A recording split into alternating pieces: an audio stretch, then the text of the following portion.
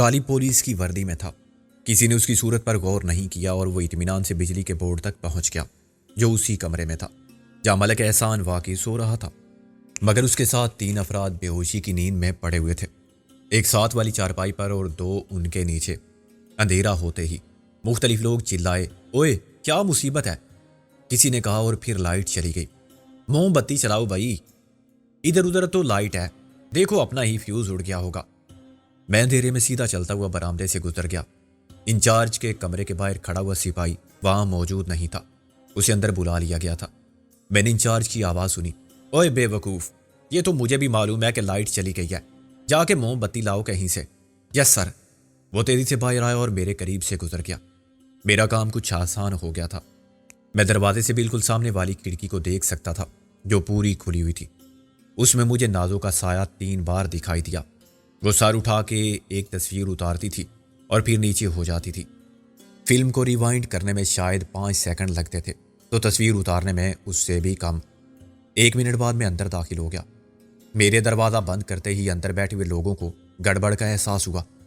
اس سے پہلے شاید وہ سمجھے تھے کہ میں موم بتی لے کر آیا ہوں۔ خبردار، جو کوئی اپنی جگہ سے ہلا، میں نے کہا۔ میرے پاس ریوالور میں سائلنسر لگا ہوا ہے۔ اس دھمکی کا اثر ہوا اور وہ ایک لمحے کے لیے اپنی جگہ پر منجمد ہو گئے۔ اسی لمحے میں نازو کھڑکی سے اندر آئی۔ اس کا پہلا نشانہ انچارج ہی تھا جو زیادہ قریب تھا۔ اس کی پشت کھڑکی کی طرف تھی لیکن گردن کرسی کے اوپر بھی نظر آ رہی تھی۔ نازو نے اسی کو نشانہ بنایا ہوگا۔ اس کی جگہ میں ہوتا تو یہی کرتا۔ میرا پہلا شکار ڈی ایس پی بنا۔ اگر وہ کھڑا نہ ہوتا تو زندہ رہتا۔ اس نے اٹھنے کی کوشش کی تو کنپٹی پر لگنے والی کھڑی ہتھیلی کا بھرپور وار اس کی گردن پر پڑ گیا۔ اس کی گردن خاصی موٹی تھی مگر ضرب اتنی شدید تھی کہ ہڈی ٹوٹنے کی آواز صاف سنائی تھی۔ میری نظر نے اس وقت دلاور کو اپنا ہاتھ جیب کی طرف بڑھاتے دیکھ لیا تھا۔ میں نے اس کے بازو پر لات ماری اور پھر اس کی ٹھوڑی کے نیچے گردن کے سامنے والے حصے پر ضرب لگائی تو اس کی آواز حلق میں گھٹ کے رہ گئی اور وہ کرسی پر دیر ہو گیا۔ نازو نے بھی ایس پی ظفر حیات کو ناک آؤٹ کر دیا تھا۔ اب ہمارا راستہ صاف تھا۔ باہر سے سپاہی نے دروازہ بجانا شروع کیا۔ سر جی، موم بتی لایا ہوں میں، کسی اور نے چلا کے کہا۔ دروازہ اندر سے بند کیوں ہے اور یہ شور شرابہ کیسا ہے؟ کوئی اور بولا۔ میں نے نازو سے کہا، چلو تم باہر نکلو، دیکھو غالب آیا ہے کہ نہیں۔ نازو پھر کھڑکی سے نکل گئی۔ میں نے دلاور کو بغلوں کے نیچے ہاتھ دے کے اٹھایا تو ساتھ ہی کرسی بھی لڑک گئی۔ دلاور کو میں نے کھڑکی کی دہلیز پر رکھا اور خود اس کے اوپر سے گزر گیا۔ نازو نے کسی حد تک دلاور کو سنبھال لیا تھا۔ غالب کو گاڑی کے ساتھ دیکھ کے میری جان میں جان آئی۔ اس نے دلاور کو اٹھانے میں مدد دی۔ ہم دونوں نے اسے گاڑی کی پچھلی سیٹ پر ڈال دیا۔ نازو نے بڑی حاضر دماغی کا ثبوت دیا اور اتنی دیر میں ڈرائیور کی جگہ بیٹھ کے گاڑی سٹارٹ کر دی۔ میں دلاور کے اوپر گرا اور گیٹ بند کر دیا۔ غالب نے آگے بیٹھ کے ریوالور نکال لیا۔ جو راستہ روکے اسے شوٹ کر دو، میں نے کہا۔ گاڑی اوپر سے گزار دینا اگر کوئی سامنے آ جائے، غالب نے نازو سے کہا۔ اندر اب خاصا ہنگامہ برپا تھا۔ لوگ انچارج صاحب کے کمرے کا دروازہ توڑ رہے تھے۔ نازو نے ایک دم کار کو ریس دی اور گاڑی کسی زخم خوردہ ویسی جانور کی طرح گھرا کے آگے بڑھی۔ گیٹ پر کھڑا ہوا سنتری چھلانگ مار کے ایک طرف گر گیا۔ اس کی جان بچ گئی۔ کار تیزی سے سڑک پر آئی اور دائیں جانب مڑ گئی۔ مخالف سمت سے آنے والی ایک کار نے بڑی مشکل سے اپنے آپ کو بچایا، ورنہ دونوں کاروں میں خوفناک تصادم ہوتا۔ دیکھو، رابعہ کا خیال رکھنا، میں نے کہا۔ نازو نے بریک لگائے اور ٹائر سڑک کی رگڑ سے چیخنے لگے۔ میں اب دلاور کے اوپر بیٹھا ہوا تھا۔ میں نے ساتھ والا دروازہ کھولا اور قریب آتے ہی رابعہ کو اندر کھینچ لیا۔ اس نے دروازہ پوری طرح بند بھی نہیں کیا تھا کہ نازو نے پھر گاڑی کا ایکسیلریٹر دبا دیا۔ اب میرے ساتھ رابعہ بھی چودھری دلاور پر سوار تھی۔ یہ مجھے یقین نہیں آتا، رابعہ نے کہا۔ میں نے کسی کا خیال کیے بغیر اسے چوم لیا۔ جانم، شکاری بالآخر شکار ہو گیا۔ تم اسے اغوا کر لائے کسی پروگرام کے بغیر؟ کسی پروگرام کے بغیر میں تم پر بھی عاشق ہو گیا تھا، میں نے کہہ مار کے کہا۔ پروگرام سے چلتی ہیں مشینیں، ہم نہیں چل سکتے۔ غالب نے پلٹ کے دیکھا۔ ایک تصویر بناؤں؟ شکاری ہمیشہ شکار کے بعد اس کی لاش پر پاؤں رکھ کے بنواتے ہیں۔ رابعہ نے کہا، نازو گاڑی روکو، مجھے وحشت ہو رہی ہے اس کے اوپر بیٹھ کے، اسے سیدھا بٹھا لو۔ نازو نے گاڑی روکی۔ اس وقت تک ہم تھانے سے بہت دور آ گئے تھے اور خطرے کی کوئی بات نہیں رہی تھی۔ دلاور بدستور بے ہوش تھا۔ میں نے اسے درمیان میں سیٹ کا سہارا دے کر بٹھا لیا۔ اس کے ایک طرف رابعہ اور دوسری طرف میں بیٹھ گیا تو گاڑی پھر روانہ ہوئی۔ رابعہ بولی، اب یہ بھی تو سوچو کہ اسے کہاں لے کر جائیں گے۔ ابھی تو چلتے ہیں تمہارے آفس، وہاں چوکیدار بھی نہیں ہے اور کل دوپہر تک کسی کی دخل اندازی کا اندیشہ بھی نہیں ہوگا۔ پھر اسے وہاں سے کیسے لے جائیں گے؟ ہم اسٹریچر پر بھی اسے لے جا سکتے ہیں، لیکن میرا خیال ہے اس وقت تک چودھری صاحب خود تعاون پر آمادہ ہوں گے، میں نے کہا۔ غالب بولا، لیکن چودھری دلاور کے اغوا اور تھانے پر حملے کی خبر پھیل چکی ہوگی، شک تو ہم پر کیا جائے گا۔ ہم کون؟ میں نے کہا، صبح ہوتے ہی میں فرنچ وکیل بن جاؤں گا۔ تمہاری اور نازو کی پوزیشن ویسے ہی محفوظ ہے، کیا تمہارے اخبار کے ساتھی اتنا بھی نہیں کر سکتے کہ تمہارے حق میں گواہی دیں؟ ہم رات بھر اخبار کے دفتر میں تھے، خالی بنسا گواہ تو بہت ہے۔ اب رہی رابعہ، تو یہ تھی منظر کے گھر میں، دونوں سینئر وکیل ہیں، ان کا دام کون لے سکتا ہے؟ نازو بولی، منظر کو ابھی فون کر کے بتا دیتے ہیں کہ ہم کیا چیز اٹھا لائے ہیں اور کہاں سے۔ رابعہ کے آفس کی سیڑھیوں کے قریب گاڑی رک گئی۔ میں نے غالب کی مدد سے چودھری دلاور کو اوپر پہنچایا۔ عمارت کا چوکیدار پہلے ہی مجھ سے غیر سرکاری چھٹی لے کر جا چکا تھا، اس وقت میں ہی چوکیدار بھی تھا۔ میں نے نازو سے کہا، اپنے چودھری صاحب کی تلاشی لے کے انہیں باحفاظت رکھنا تمہاری ذمہ داری ہے۔ کیوں؟ تم جا رہی ہو کہیں؟ ہاں، مجھے فلیش کیمرے سے ایک تصویر اتارنی ہے، میں نے کہا۔ غالب بولا، تم یہاں چوکیداری کرو تاکہ کسی کو خلاف معمول کچھ نہ ملے، میں جاتا ہوں۔ میں غالب کے ساتھ نیچے تک گیا۔ میرا ارادہ تھا کہ غالب کے جاتے ہی میں گرل بند کر کے گیٹ کو پھر لاک کر دوں گا۔ گیٹ کے بالکل سامنے نازو کی گاڑی تھی۔ اچانک ہیڈ لائٹس کی تیز روشنی خم پر آئی، پھر تیزی سے آنے والی ایک جیپ گاڑی کے پیچھے رک گئی۔ اس میں سے 4 پولیس والے کود کے اترے، وہ سب مسلح تھے۔ خبردار، ہلنا نہیں، اپنے ہاتھ اوپر اٹھا کے کھڑے ہو جاؤ، کسی نے گررا کے حکم دیا۔ میں نے غالب کی طرف دیکھا، پھر اپنے ہاتھ اٹھا دیے۔ میرے وہم و گمان میں بھی نہ تھا کہ تعاقب کرنے والے اتنی تیزی کا ثبوت دیں گے اور ہماری کامیابی کی خوشی اتنی جلدی خاک میں مل جائے گی۔ پولیس کو دیکھتے ہی غالب یوں زینے کے پیچھے روپوش ہو گیا تھا کہ کسی نے اسے نہیں دیکھا تھا۔ ایک سب انسپیکٹر نے پولیس کے روایتی خون خوار لہجے میں سوال کیا، یہ گاڑی ابھی یہاں آئی ہے؟ میں نے سر ہلایا، ہاں جی، ابھی کوئی 10 منٹ پہلے۔ جھوٹ کیوں بولتا ہے؟ اس نے ابادتن ایک گالی دے کر گویا مجھے اپنے بیان میں تصحیح کا موقع فراہم کیا۔ 8-9 منٹ ہوئے ہوں گے جناب عالی۔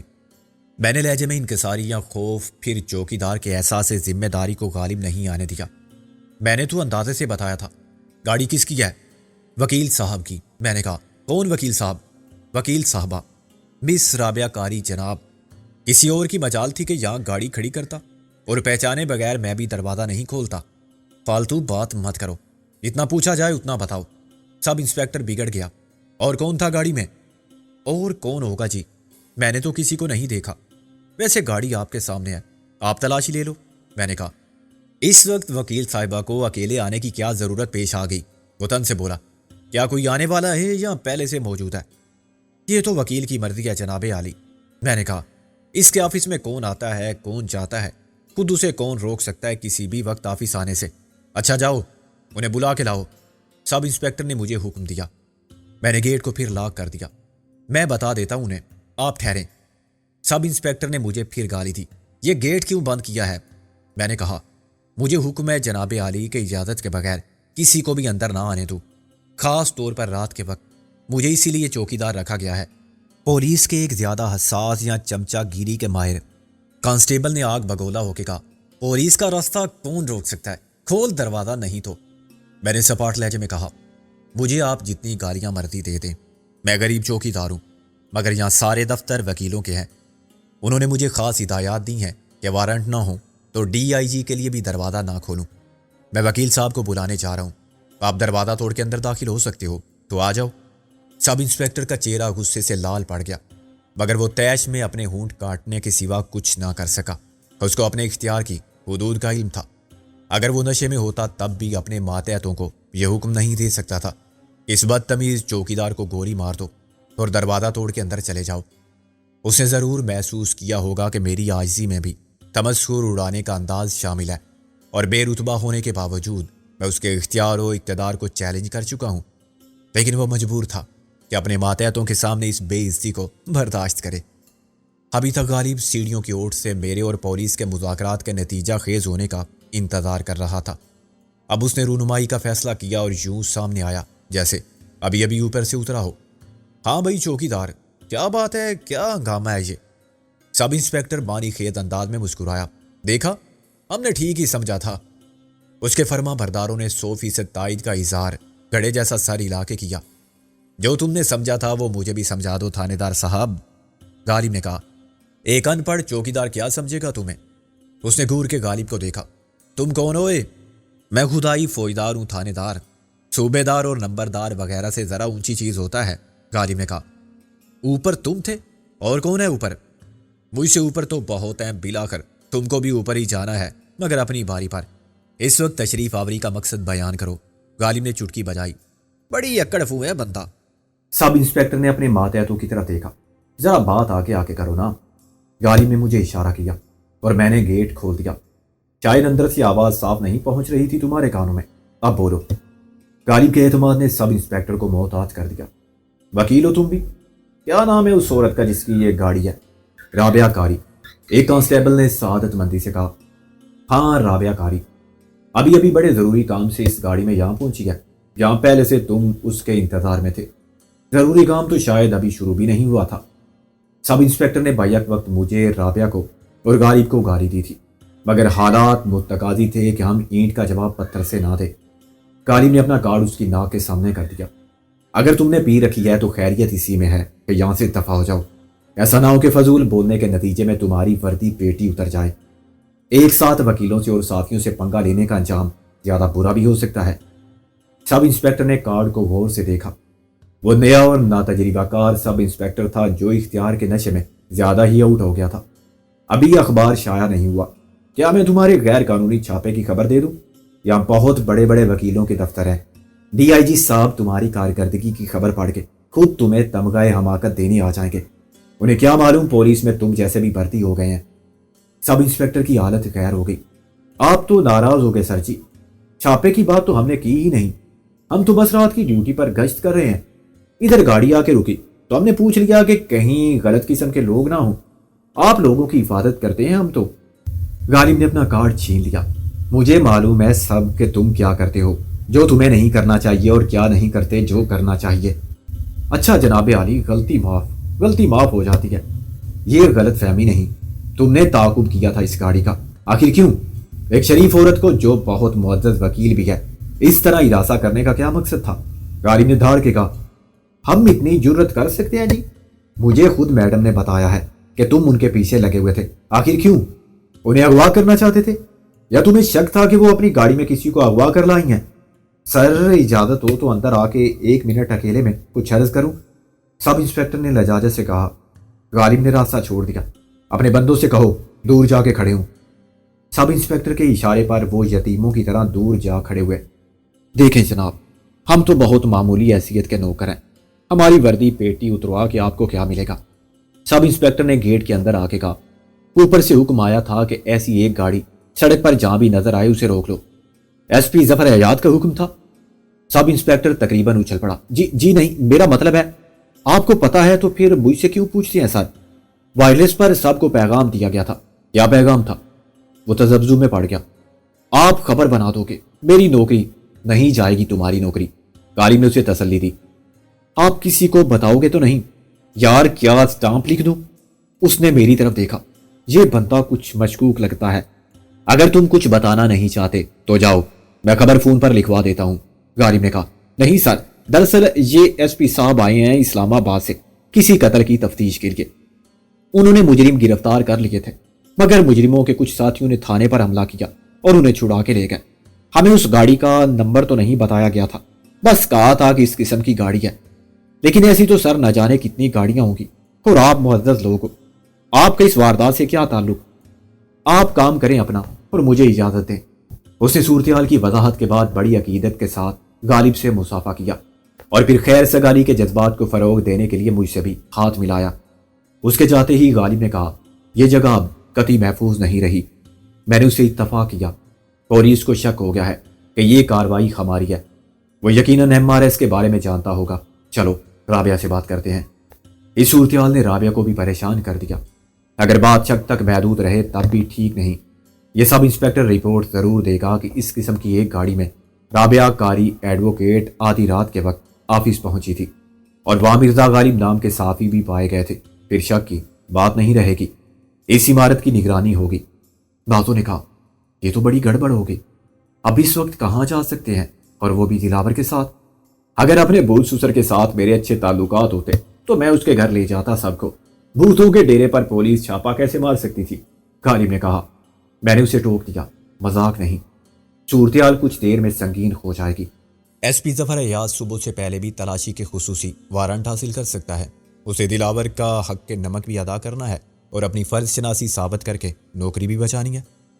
میرا تو دماغ کام نہیں کرتا، نازو بولی۔ ناقص چیز کا یہی تو نقصان ہے، عین ضرورت کے وقت دگا دے جاتی ہے، غالب نے کہا۔ نازو نے اسے گھورا۔ تم باز نہیں آؤ گے؟ کیا میرا دماغ خراب ہے؟ خراب یا اچھی وہ چیز ہوتی ہے جو اپنا وجود رکھتی ہو، اس دنیا میں کہیں پائی جاتی ہو، غالب نے کہا۔ میں نے کہا رابعہ انہیں لڑنے دو، تم فوراً دلاور کو ساتھ لے کر یہاں سے چلی جاؤ، آفس کو لاک کر جاؤ۔ مگر دلاور کے ساتھ میں کہاں جاؤں گی؟ رابعہ گھبرا گئی۔ فی الحال سیدھی مندر کے گھر جاؤ۔ مندر کے گھر میں کیسے رکھا جا سکتا ہے دلاور کو؟ ایک رات ہی کی تو بات ہے، میں نے کہا۔ صبح کیا ہوگا؟ میں چڑ گیا۔ سب اسی وقت بتا دوں؟ کل کیا ہوگا، پرسوں کیا ہوگا؟ پولیس کا دھیان ادھر نہیں جا سکتا۔ دلاور کو ڈیکی میں باندھ رکھو یا بے ہوش کر کے گیراج میں۔ صبح ہونے میں دیری کتنی ہے؟ 6-8 گھنٹے؟ اس کے بعد ہم کوئی جگہ دیکھ لیں گے، غالب نے کہا۔ میرا بھی یہی خیال ہے کہ یہاں چھاپا پڑ جائے گا۔ رابعہ نے بے بسی سے کہا منظر مشکل میں نہ پڑ جائے۔